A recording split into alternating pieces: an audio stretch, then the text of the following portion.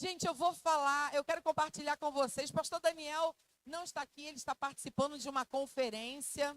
Foi afiar o machado dele, mas de noite ele vai estar aqui conosco. E eu quero compartilhar com vocês uma palavra nessa manhã. Obrigada, irmãos. Que está lá em 2 Reis. Eu amo 2 Reis, né, o livro de Reis, 1ª e 2 Reis. E eu quero continuar meditando com você aqui em 2 Reis, no capítulo 4, nos versículos que eu acabei de ler. Esse texto é tão poderoso e tão rico que a gente consegue enxergar tantas coisas nele que são preciosas demais. Então eu quero ler com você de novo. Eu falei da mulher, né? Eu falei da sunamita, que a gente conhece a história dela, da generosidade, da expressão dela em ceder do seu dinheiro, dos seus recursos para manter, para fazer, para alimentar. Mas agora eu quero falar sobre Eliseu nesse mesmo texto. Então eu vou ler novamente com você. Certo dia, Eliseu passou por Sunem, onde morava uma mulher rica, que insistiu para que ele ficasse para uma refeição. Assim, todas as vezes que passava por lá, entrava para fazer uma refeição. Versículo 9. Ela disse ao seu marido: vejo que este homem que passa sempre por aqui é um santo homem de Deus. Vamos fazer um quarto pequeno no terraço da casa e colocar nele uma cama, uma mesa, uma cadeira e uma lamparina. Assim, quando ele vier à nossa casa, poderá ficar ali. Esse texto conta uma das inúmeras histórias sobre a vida de Eliseu. Eliseu foi chamado para ser um discípulo de Elias e depois se tornou o sucessor de Elias. Ele herdou aquela unção profética de Elias, ele abraçou e ainda foi ousado porque ele disse que queria a porção dobrada sobre aquilo que havia sobre Elias. Então ele fez infinitamente mais do que Elias havia feito durante toda a sua jornada ministerial. E ele andava por Israel. Gente, o povo nessa época andava muito. E Eliseu andava para lá, andava para cá. Ele estava andando no cumprimento do seu propósito. Quando Elias jogou a capa sobre ele, esse era um sinal de que aquela pessoa estava sendo escolhida para dar continuidade ao chamado e ao propósito de Deus. Então, quando Elias lançou a capa sobre Eliseu, ele abraçou, ele entendeu que Deus estava chamando ele e ele foi em obediência ao seu chamado. Então, o ministério de Eliseu foi um ministério muito poderoso. Fora Jesus, né, abaixo de Jesus, Jesus foi a expressão maior do poder de Deus, mas abaixo de Jesus foi Eliseu. Eliseu foi o maior profeta que realizou o maior número de milagres na história do povo de Deus. Tamanha a seriedade que ele abraçou o seu propósito, abraçou o seu chamado para viver o cumprimento daquilo que Deus havia chamado ele para fazer. Então ele se tornou um grande homem de Deus. Ele era uma influência sobre os reis. Nesse tempo, Israel era dividido entre o reino do norte e o reino do sul. E os reis consultavam Eliseu. O comandante consultava Eliseu. As pessoas queriam saber o que Deus estava falando por meio dele. Então ele teve um ministério assim poderoso na sua época. Ele foi um profeta que realizou muitas coisas, muitos milagres. Ele ia da viúva pobre à mulher rica. Então ele se movia em todo Israel no cumprimento do seu propósito. Eliseu era um homem de Deus que atendeu o chamado, se colocou disponível para obedecer aquilo que Deus tinha para realizar na vida dele e por meio da vida dele, como eu e você. Amém, irmãos? Ele decidiu. Ele se comprometeu com o chamado, com o propósito de Deus para a sua vida. E aí, esse primeiro versículo, no versículo 8, diz assim: certo dia, Eliseu passou por Sunem, onde morava uma mulher rica que insistiu para que ele ficasse para uma refeição. Assim, todas as vezes que ele passava por lá, entrava para fazer uma refeição. Eliseu, ele foi chamado por Elias, por orientação de Deus, para seguir o seu propósito, para cumprir os planos de Deus. Mas Eliseu, ele não era uma pessoa desprovida de recursos, de bens. Ele era alguém que tinha dinheiro. Ele era alguém que tinha recursos e ele, no momento do seu chamado, no momento foi algo imediato, a gente lê isso alguns versículos atrás. Assim que Elias lança o manto, ele diz assim: deixa eu me despedir dos meus pais. Ele não titubeou, ele não ficou inseguro, não sei se vou, não sei se não vou, não sei se cumpro, não sei se não cumpro o propósito de Deus para a minha vida. Foi uma resposta imediata. Ele deixou tudo, ele falou assim: eu vou me dar um beijo nos meus pais. Por que um beijo? Porque o beijo era naquela época, nessa circunstância, um símbolo de que eu estou abrindo mão do sustento e da dependência que eu tenho junto à minha família pelo Senhor. Eu estou abrindo mão, eu estou deixando nesse momento. O beijo simbolizava essa despedida do sustento, da dependência, dos recursos, da realidade que ele tinha. E Eliseu fez isso imediatamente. Falou: Elias, um minutinho, eu vou ali, vou dar um beijo. E ele queimou a junta de bois. Isso, para aquele momento, era muita coisa. Ele tinha 12 juntas de bois. E ele queimou tudo. Ele falou: toda essa provisão, tudo isso aqui que me dá dinheiro, tudo isso aqui que gera recursos para mim, eu vou fazer um grande churrasco. Na verdade, é um grande churrasco, né? Porque ele pega a junta, queima e sacrifica os bois. Então, ele fez um churrascão, deu para todo mundo e falou: gente, eu estou indo. Eu fui chamado por Deus. E ele foi. Ele foi. Então, o que ele fez? Ele deixou tudo para obedecer à voz do Senhor. Ele abriu mão da sua história, ele abriu mão da sua posição, ele abriu mão dos seus recursos para ir seguir a Deus, obedecer e cumprir os propósitos de Deus. Eliseu abriu mão das suas posses. E essa viúva aparece como um sinal, como uma resposta da provisão de Deus na vida do profeta. Porque quando nós dizemos sim para o Senhor, a gente não fica largado nessa vida. Nós não ficamos abandonados nessa vida. Deus sempre levanta uma provisão.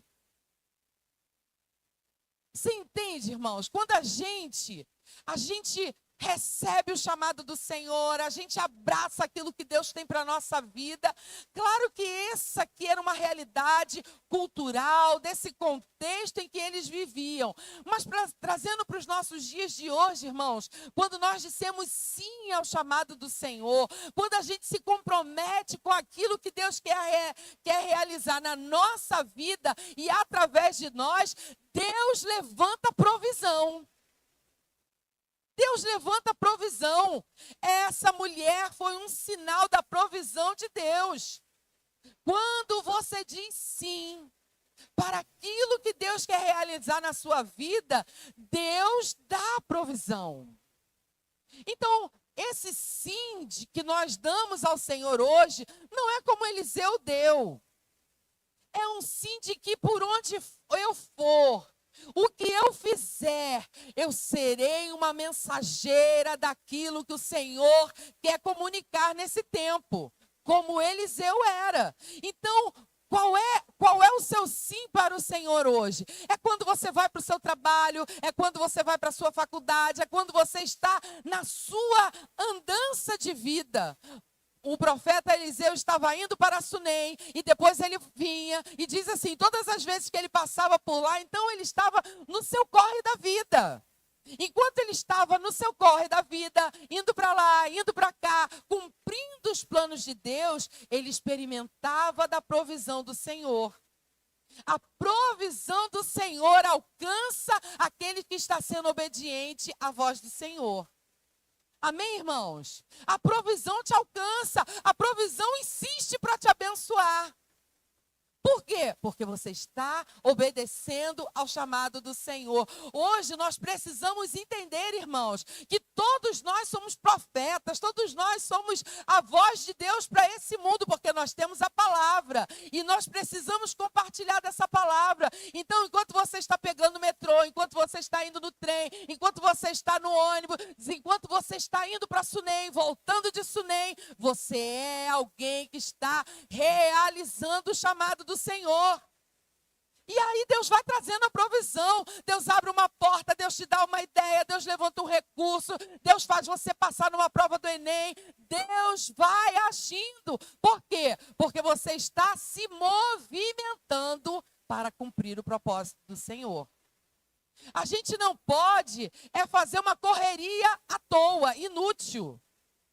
Tem gente que está... Gente, Sunem, em Israel, e ele vinha para Moabe, ele voltava para Jerusalém. Era uma andança louca.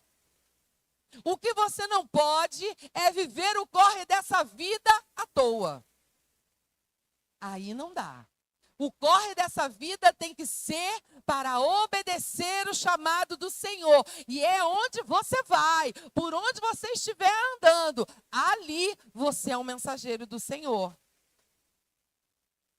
Mas a gente precisa se posicionar no nosso chamado. Sabe, irmãos, a igreja, de um modo geral, hoje se volta muito para a minha bênção, a minha solução. Ai, Senhor, a minha dor, o meu desafio. Gente, todos nós temos e vamos ter para sempre. Porque essa vida, ela tem as suas aflições e seus desafios. Mas eu quero nessa manhã despertar você. Você está vivendo o propósito de Deus para a sua vida?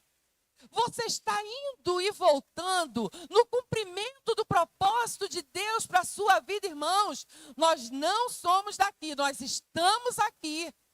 Então a gente está vivendo aqui, mas o nosso olhar deve ser para a eternidade. O nosso olhar deve ser para aquilo que Deus está querendo fazer por meio de nós enquanto nós estamos aqui. Não pode ser correria inútil, tem que ser uma correria, uma andança com propósito. Amém, irmãos? E aí a gente precisa entender que todo chamado de Deus para a nossa vida tem renúncia.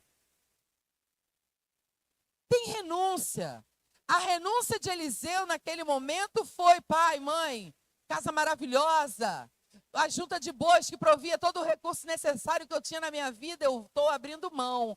Hoje a gente não precisa fazer isso. Mas ser chamado pelo Senhor e cumprir o seu propósito exige de nós renúncias, e a gente precisa entender as nossas peculiaridades, aquilo que Deus fala conosco, que nós precisamos renunciar. Sabe, irmãos, e há níveis de renúncia, mas eu quero ser assim, bem superficial. De repente, é menos tempo de Netflix, para estudar um pouco mais a palavra. Eu fico assim, meu Deus, tem gente que leva tantas horas vendo série e não gasta meia hora lendo a Bíblia. Gasta tanto tempo zapeando na internet e não gasta metade para orar e adorar. Então, assim, isso é o mínimo. Porque se a gente quer obedecer ao chamado do Senhor, cumprir o propósito de Deus para a nossa vida, ser alguém com quem Deus pode contar para esse tempo, a gente precisa entender que a nossa vida deve ter renúncias. Tem renúncia, irmão. Quem se lança para viver os propósitos de Deus vive uma vida em que precisa abrir mão de algumas coisas. Você vai abrir mão de algumas coisas, mas vai receber outras. você vai encontrar a provisão de Deus, você vai viver os propósitos de Deus. E aí cada um de nós precisa olhar para a sua vida e assim, o que eu preciso fazer para me dedicar, para responder ao propósito do Senhor para a minha vida? A gente precisa dar uma resposta ao Senhor.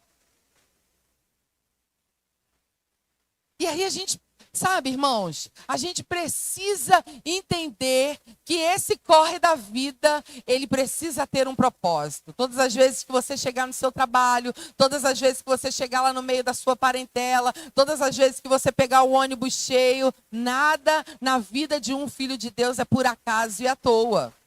Tudo tem propósito e significado, amém, irmãos? E aqui essa mulher foi um sinal para Eliseu, porque ela insistiu, algumas versões dizem, que ela constrangeu ele, assim, não, você vai ficar aqui porque eu vou dar essa provisão para você. E aí, ela ainda falou assim, olha, todas as vezes que você passar por aqui, você pode vir aqui na minha casa, que eu vou prover para você o alimento, o sustento que você precisa para a sua jornada. Ela foi uma mantenedora daquilo que Deus estava querendo realizar através do profeta Eliseu. Então, depois daquele momento, depois que ela constrangeu, depois que ela falou, não, eu vou prover o alimento para você. Todas as vezes que ele passava por lá, ele parava na casa dela. Então, a provisão de Deus, ela sempre vai alcançar quem está vivendo no centro do propósito de Deus. Sempre vai alcançar. Talvez nós devêssemos mergulhar mais no propósito de Deus, para então percebermos como que a provisão vem. Ela surge. Quantas vezes a gente está pedindo provisão, e se a gente só ajustar a nossa vida ao propósito de Deus, a provisão vem. Amém, irmãos? Quando a gente ajusta a nossa vida, a provisão vem, porque Deus faz assim. E aí ela disse para o seu marido, está lá no versículo 9, vejo que este que passa sempre por aqui é um santo homem de Deus. Ela deu testemunho do profeta Eliseu para o seu marido. Eu vejo. Enquanto ele passa para lá, ele passa para cá, enquanto ele vai vivendo a vida dele, em cumprimento ao propósito do Senhor, ela estava observando ele. Irmãos, não se engane. Você está sendo observado. Você disse que é um filho de Deus, que é um cristão. Tem alguém de olho em você. Deixa eu ver. Deixa eu ver como é que ele se reporta ao patrão. Deixa eu ver como que ele se comporta com o marido. Deixa eu ver como é que ele trata os filhos. Deixa eu ver como ele paga as contas. Deixa eu ver como ele se comporta. Essa mulher deu testemunho de Eliseu para o marido. Falou, marido, eu vejo. Gente, há um contraste muito grande naquilo que a gente fala, porque eu sou uma mulher de Deus. Eu estou assim com o Espírito Santo. Gente, minha avó dizia que falar até papagaio fala. Mas o que a gente vê pode ou não testemunhar daquilo que a gente diz. Então aquela mulher estava vendo. Peraí, eu vejo ele passar. Eu vejo a postura dele. Eu estou vendo a linguagem dele. Eu estou vendo a integridade dele. Eu estou vendo o posicionamento dele. Eu estou vendo. Irmãos, a gente não pode se enganar. Não adianta no domingo chegar aqui com essa cara de crente maravilhosa. Se lá o seu vizinho de porta não estiver vendo. Se o seu colega de trabalho não estiver vendo. Se no meio da sua parentela eles não estiverem vendo. É o que as pessoas estão vendo que vai ficar marcado. Não é aquilo que a gente está falando. A nossa mensagem mais impactante é o que nós somos, o que nós fazemos. E as pessoas estão vendo. As pessoas estão vendo. Ela estava observando aquele profeta. Ela observou o seu posicionamento. Ela observou todas as vezes que ele passava. Ela estava vendo. E as pessoas estão te vendo. Fala aí para esse irmão. Eles estão te vendo. Estão vendo você. O que será, irmãos, que estão testemunhando ao nosso respeito? Que na nossa casa tem gritaria, aquela coisa, aquele furdúncio louco. Será que eles estão vendo a gente murmurando, reclamando, espraguejando? O que será que as pessoas estão vendo de nós para testemunhar ao nosso respeito? Lá em Hebreus 12, versículo 1 diz assim: portanto, também nós, uma vez que estamos rodeados por tão grande nuvem de testemunhas, livremo-nos de tudo que nos atrapalha e do pecado que nos envolve, e corramos com perseverança a corrida que nos está proposta. Lá em Hebreus também diz, gente, olha, tem uma nuvem de gente testemunhando o que você está fazendo. Se livra dos embaraços, se livra dos pesos, se livra do pecado, para cumprir, para correr com perseverança, para você viver aquilo que Deus tem para você. Então a gente precisa se avaliar nessa manhã. Meu Deus, o que será que estão vendo de mim? O que será que eu estou passando como mensagem para a minha vida a respeito de servir, de adorar, de estar com o Senhor? A gente precisa pensar isso. E ela diz, esse é um santo homem de Deus. Nenhum profeta na Bíblia foi chamado de santo homem de Deus, a não ser Eliseu. Eu fico imaginando que Eliseu devia ser assim, ó, mas muito, sim, não. Porque ela diz, esse homem é um santo. Gente, se na cultura de hoje, a gente começa a falar, uma mulher começa a falar para o marido assim, meu marido, aquele homem ali, não ia soar estranho? Sim ou não, irmãos? Mas ela está falando, ele é um santo homem de Deus. Eu estou vendo, todas as vezes que ele vem aqui participar de uma refeição com a gente, você vê como ele se comporta, você vê como ele fala. Não tem conversa torta, não tem fofoquinha, não tem maledicência, não tem. Esse é um santo homem de Deus. O marido deve ter falado, ele é, porque ele autoriza a ideia dela. Eliseu foi o único profeta na Bíblia a ser chamado assim. Então, isso significa que nós somos perfeitos, irmãos? Não. Não, nós não somos. Mas significa que as pessoas estão olhando para a gente, mesmo quando ela erra, mesmo quando ele erra, ele está prosseguindo para o alvo, foi um acidente, porque ela quer prosseguir, ela quer avançar, ele quer viver para agradar a Deus. Essa deve ser a imagem. Ela viu um diferencial naquele homem. E aí, ela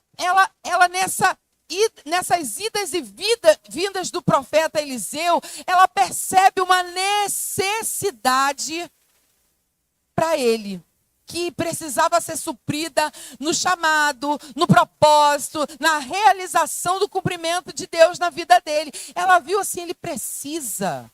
E aí no versículo 10 ela diz assim, vamos fazer um quarto pequeno no terraço da casa e colocar nele uma cama, uma mesa, uma candeira e uma lamparina. Assim, quando ele vier à nossa casa, pode ficar ali. Na Bíblia, irmãos, nada é por acaso. Deus é um Deus detalhista e ele quer que a gente observe cada símbolo, porque cada símbolo comunicava algo sobre Eliseu e quando a gente traz a aplicação para os nossos dias, continua sendo algo aplicável às nossas vidas. Então, são princípios espirituais que continuam comunicando para nós. Amém? Então ela fala com o seu marido, e aqui eu quero só abrir um parêntese, porque ela fala assim, a gente leu lá em cima, que ela era uma mulher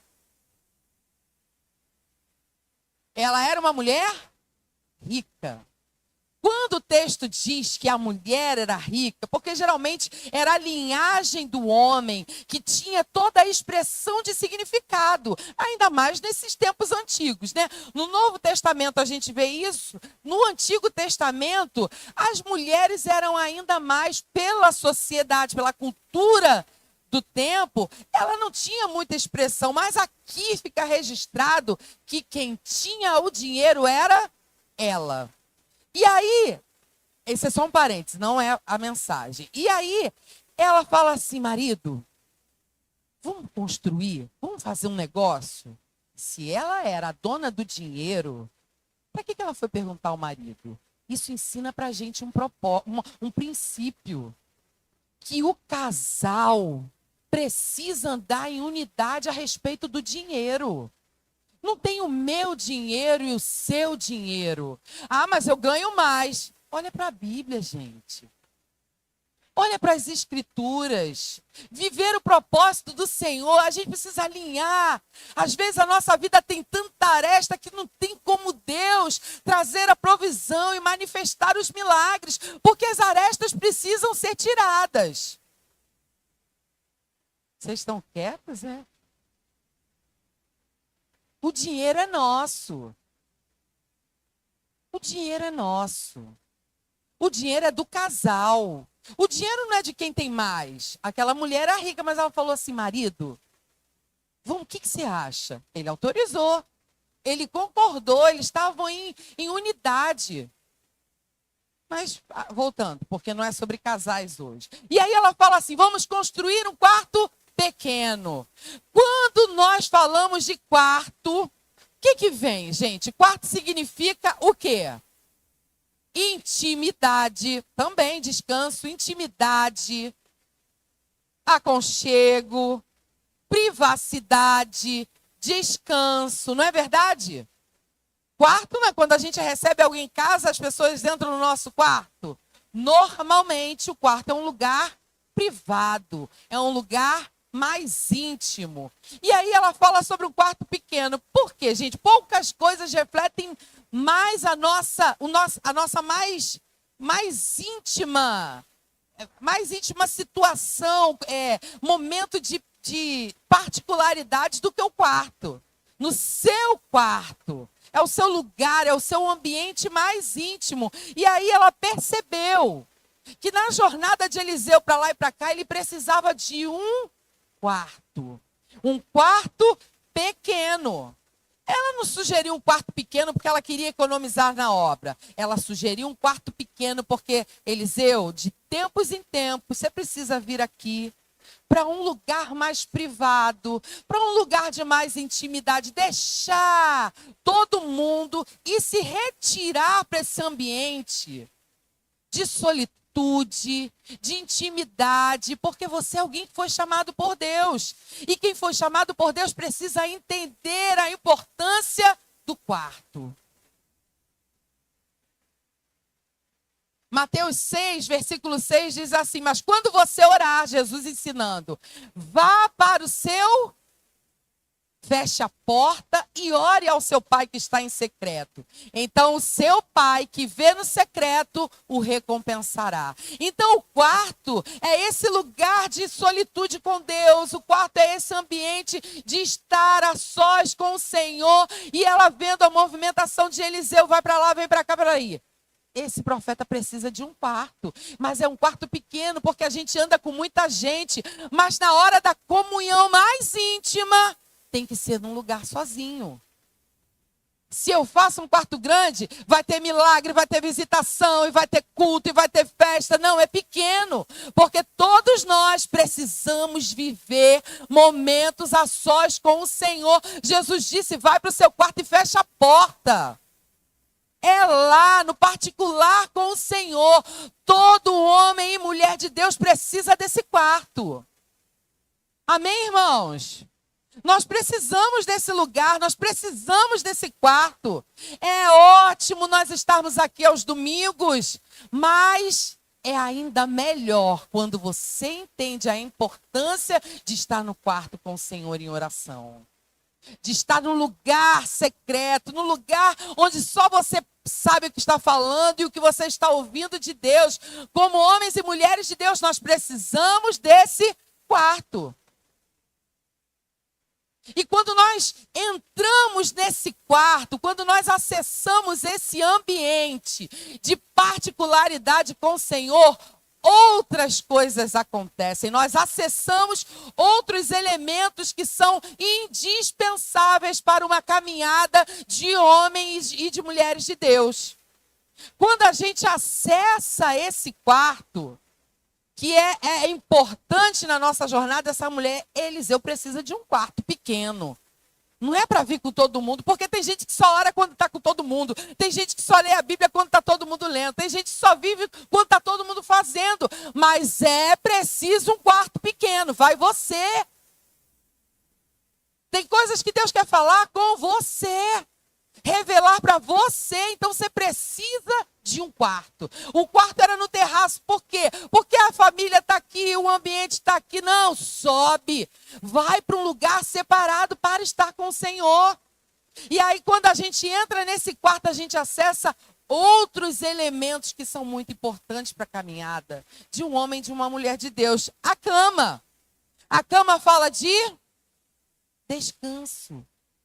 É no lugar da intimidade, a sós com o Senhor, que nós encontramos o descanso para a nossa vida. Quando nós acessamos esse lugar em Deus, irmãos, nós encontramos o verdadeiro descanso. A cama, o lugar de descanso está dentro do... Então, para a gente acessar o descanso de Deus, a gente precisa entrar no quarto da comunhão. A gente precisa do lugar secreto. A cama estava lá esperando por Eliseu. Às vezes a gente quer o descanso do lado de fora do quarto. Não tem. Não tem como. Não, mas eu estou andando para lá e para cá, eu estou fazendo. Sim, mas se você não entrar no quarto, você não vai encontrar a cama. Não tem cama do lado de fora. O descanso para a nossa alma, para a nossa vida, está dentro do quarto. Na intimidade, na comunhão com o Senhor. É ali, Mateus 11:28, Jesus diz assim: venham. Venham a mim, todos vocês que estão cansados e sobrecarregados, e eu lhes darei descanso. O descanso está dentro deste ambiente de comunhão com o Senhor. Então, se você anda aí meio esgotado, meio saturado, meio cansado, sobrecarregado, é porque você está indo pouco ao quarto. É porque você está passando pouco tempo no lugar da comunhão profunda. Porque é lá que você encontra a cama disponível para o descanso. A cama está neste ambiente. Jesus disse assim, né, em Mateus 6:6. Quando você orar. Então, quando você fizer isso, você vai receber resposta. Quando você orar em secreto, então, na condição, então, uma conclusão. Quando você ora, você recebe. Então, às vezes, a gente está nessa sobrecarga porque a gente só está no corre, mas não está entendendo que precisa parar, às vezes, nesse quarto de descanso. Precisa, irmãos. Neste exato momento, se você, como um filho de Deus, está vivendo essa sobrecarga, esse cansaço, esse esgotamento, eu não consigo orar, eu não consigo adorar, é porque você não está passando tempo no quarto. A vida não é dentro do quarto. A vida é indo para lá e para cá. Mas esse momento de vir para o quarto, ele é importante para sustentar aquilo que nós fazemos. Amém, irmãos? Descanso. A gente encontra no Senhor. Aí tem gente que está esgotado, aí que se afasta. Eu não vou buscar, eu não vou orar, eu não vou estar na comunhão porque eu estou cansado, eu estou enjoado. Eu não aguento mais, irmão. É aí que você tem que entrar nesse tempo. Nesse ambiente, para encontrar nele a cama para o seu descanso. E aqui, abrindo um parêntese também, a gente precisa não só desse descanso no Senhor, mas a gente precisa para o nosso corpo físico também. Porque você já pensou assim que lá dentro dos mandamentos havia guardar o sábado? Porque a gente tem mania de trabalhar o tempo todo, a mente acelerada. Eu tenho que fazer, eu tenho que resolver, eu tenho... Gente, nós não somos uma máquina. O nosso corpo também precisa de descanso. Então é um tempo que você tira, não é para ficar na rede social, não é, é para você, sabe, permitir que a sua mente, o seu corpo vivam esse descanso. Isso é importante. E aí o outro elemento que ela coloca a cama, a mesa. A mesa é lugar de relacionamento e comunhão com Deus e com as pessoas. A mesa naquele quarto simbolizava para Eliseu a importância da comunhão, de manter a refeição. As refeições, elas são frequentes, elas são constantes. Então, quando a gente está à mesa, a gente precisa entender que é importante estar em comunhão. Lá, quando Deus dá a orientação a Moisés sobre a construção do tabernáculo, a mesa, ele dá as medidas para que seja construída uma mesa, e em cima dessa mesa ficava o pão da propiciação, o pão da presença. Jesus, ele é o nosso alimento, ele é a nossa provisão. Então essa comunhão, essa constância, essa frequência com o Senhor também nos habilita a viver em comunhão uns com os outros. Por que às vezes a gente tem dificuldade de viver em comunhão? Porque a gente está se alimentando pouco da presença. Se Ele é a nossa provisão, é Ele que vai prover para mim as condições que eu preciso ter para viver em comunhão. Quando o apóstolo Paulo diz assim, gente, é bom que apareça esse tipo de confusão no meio de vocês, que é para a gente perceber quem é maduro, quem não é maduro. E aí a gente discerne, então vamos cuidar do imaturo. Mas quanto mais a gente está à mesa, a gente entende que a comunhão é importante, a gente entende que o relacionamento é importante, e é por causa da mesa com o Senhor que a gente consegue construir a mesa com o outro. Apocalipse 3:20 diz assim, eis que estou à porta e bato. Se alguém ouvir a minha voz e abrir a porta, entrarei em sua casa e cearei com ele e ele comigo. É na mesa que nós somos curados, que nós somos alinhados. É na mesa que nós recebemos entendimento do Senhor sobre o que está acontecendo. Aqueles discípulos lá em Emaús perdidos. Ai, meu Deus, cadê Jesus? Jesus falou que ia fazer tanta coisa, agora acabou, morreu. E agora nós estamos aqui. Eles estavam voltando para Emaús, saindo de Jerusalém. Jesus tinha mandado ficar lá. E aí, enquanto eles estavam comendo à mesa, meu Deus, então, ai, não acredito, agora eu estou entendendo tudo. Não foi isso? Porque quando a gente está à mesa com o Senhor, a gente entende, então foi por isso. Então era Ele. Ai, não acredito, os nossos olhos se abrem. É a mesa que nós somos curados. Gente, esse é um dos textos que eu mais amo. Quando Pedro está lá, Pedro voltou a pescar. Ele está lá pescando. Jesus já tinha morrido e ele está lá pescando. Não pegou peixe nenhum. Parece até um déjà vu. Jesus reproduz a cena do chamado dele, a cena da traição, e aí da negação. Quando ele vem, não é Jesus que está ali, que ele vai para a praia, ele vê uma fogueira. Irmãos, esse texto me deixa assim, porque Jesus acendeu uma fogueira. Pedro, vamos conversar sobre isso aqui. A fogueira foi onde ele negou que conhecia Jesus. Ele negou que era discípulo de Jesus. Quando ele chega na praia, Jesus está preparando um churrasquinho de peixe. Ele vê Jesus, ele vê a fogueira. Eu acho que ele deve ter gelado. Eu não acredito. A gente vai ter que conversar sobre isso aqui. A gente vai ter que alinhar isso aqui que ficou marcado na minha vida. Esse texto é muito forte, porque na mesa a cura. Jesus preparou uma mesa ali para Pedro. Pedro, você não, lembra? Você não está pescando de novo, Pedro. Olha a fogueira aqui, Pedro. Mas vem, Pedro. Vem que o teu lugar está guardado, eu continuo contando contigo. Irmãos, a mesa, quando a gente está à mesa, a cura, a mesa é poderosa demais. Coisas poderosas acontecem quando nós estamos à mesa. Também tinha nesse quarto, para Eliseu, uma cadeira. A cadeira, irmãos, fala sobre, ela está conectada à mesa. Né? Você senta na cadeira para estar à mesa. O que isso significa? Que a gente precisa sentar para ouvir. Quando a gente está sentado, todo mundo é do mesmo tamanho. Você não é maior e nem melhor. Você não sabe mais nem sabe menos. Todo mundo tem algo para contribuir.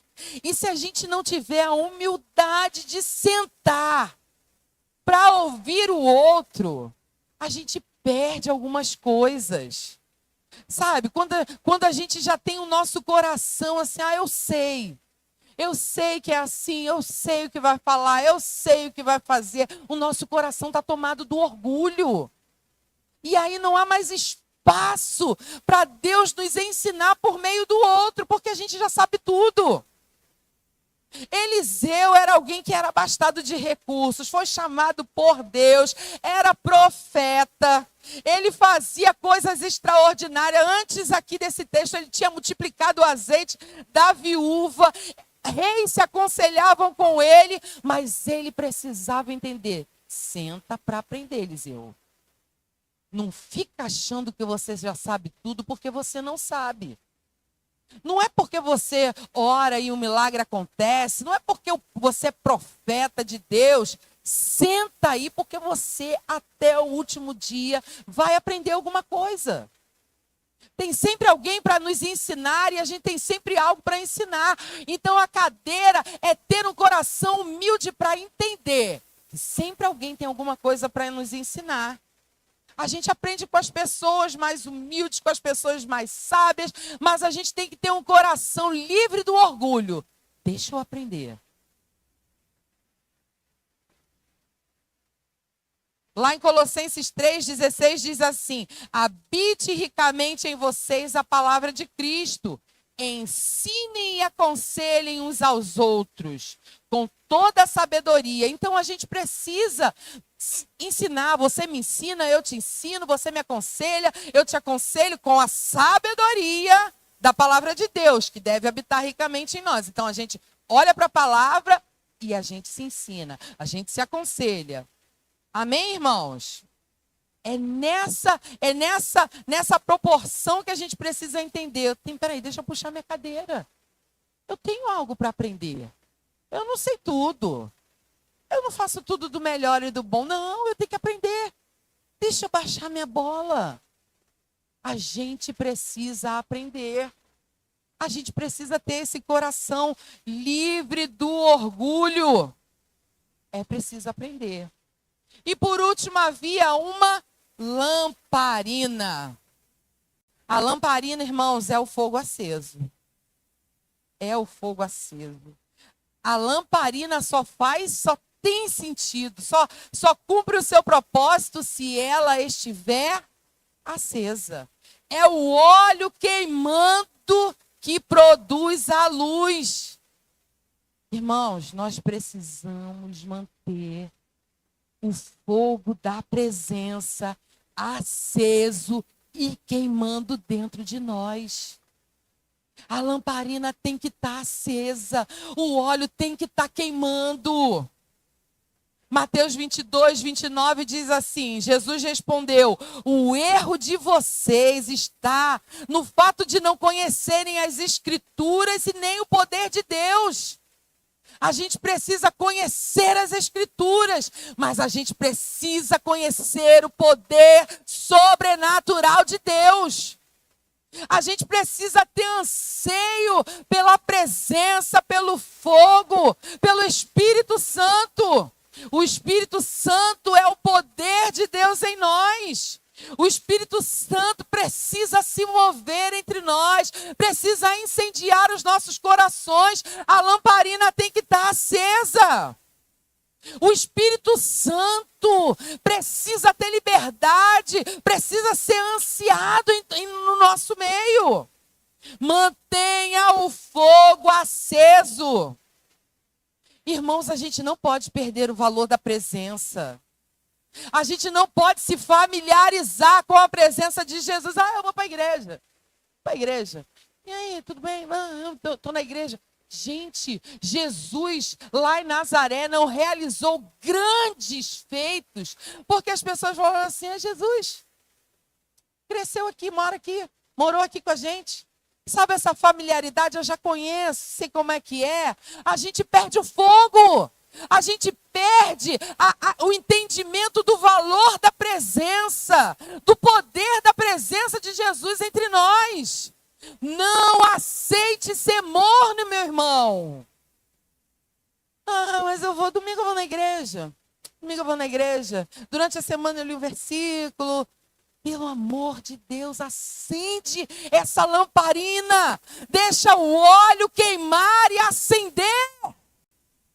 Uma igreja morna, não. Uma vida medíocre, não. Alguém que não anseia pelo fogo do Espírito, não. Não, irmãos. Não, irmãos. A lamparina tem que estar acesa. O fogo tem que estar queimando. O óleo tem que estar sendo consumido. Você é responsável por manter a sua lamparina acesa. O que ela colocou lá? A lamparina, mas o óleo eu tenho que buscar.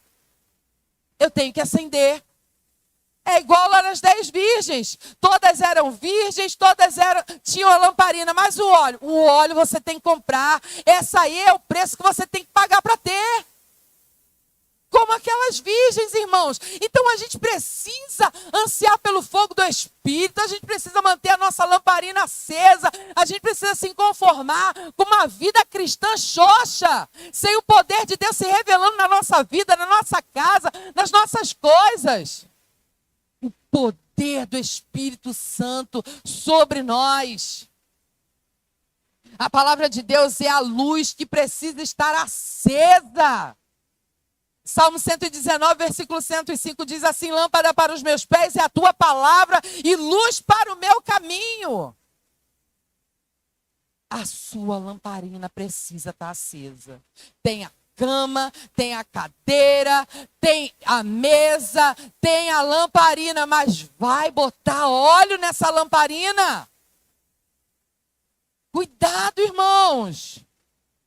Você lembra das virgens, né? 5 eram insensatas, porque estavam esperando o noivo sem óleo. Todas eram virgens, mas 5 eram loucas. Por quê? Estão esperando o noivo sem óleo. Sem óleo não tem como ir para a boda. Não adianta ser noiva, não adianta ser virgem, não adianta ter a lamparina, mas se o noivo vier e não tiver óleo, foi inútil. Mateus 25, depois você lê. Nós precisamos manter a nossa lamparina acesa. Nós precisamos ansiar, irmãos. A gente precisa ter um coração quebrantado. Sabe? Quando é que você ouve, adora o Senhor, o seu coração está ali: Senhor, como eu preciso de Ti. Como eu sou carente da Tua presença. A minha vida é miserável sem o Senhor. Você lembra quando você conheceu Jesus, como é que você era apaixonado pela presença? Pode ser que teu fogo esteja baixinho, ou até tenha se apagado. Não permita que a sua lamparina se apague. Nós precisamos manter a chama acesa. Pela presença do Senhor, pela presença do Senhor. Quando Jesus está presente, irmãos, tudo pode acontecer. Então a gente precisa, Jesus está aqui, eu vou adorar com tudo que eu tenho, eu vou celebrar, pode ser a minha última celebração, pode ser a minha última canção, pode ser, mas até o meu último dia eu vou entregar tudo para Jesus. Sabe, a gente sai de casa, eu vou lá, a semana foi difícil, foi. De todo mundo tem os seus leões para matar. Tem gente que tem um leão acumulado, mas é assim mesmo. Mas a gente veio para adorar com tudo. A gente veio para celebrar com tudo. A gente veio para fazer tudo intensamente. Porque às vezes a gente fala assim, irmão, você está aí, adora, celebra, dá um glória a Deus. Por quê? Porque lá em Atos diz que quando eles foram cheios do Espírito, pareciam que eles estavam embriagados. Então, alguém que está querendo ser cheio do Espírito não está assim. É alguém que está, sabe?